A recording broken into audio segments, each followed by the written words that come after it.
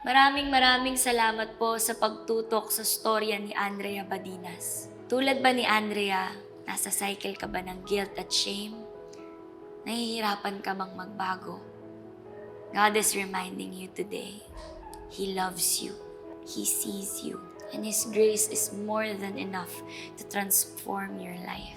God's word says, whom the Son sets free is free indeed. Kaya kang palayain ni Jesus. Ang kailangan niya lang ay isang pusong humbled, surrendered, at expectant sa bagong buhay na binigay niya. Freedom is possible when you choose to give your life to Jesus. Handa ka na bang magsimula muli?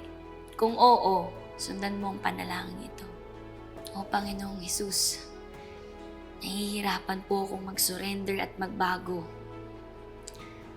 Patawarin niyo po ako sa mga panahon na mas pinili ko ang kasalanan kaysa lumapit sa inyo. It's hard to deny my flesh, and at times I end up making the same mistakes. I find myself stuck in the same cycle of sin. Nakakapagod at nakakawalang pag-asang magbago. Pero tulad ng pagpapalaya mo kay Andrea, naniniwala rin po akong may pag-asa pa.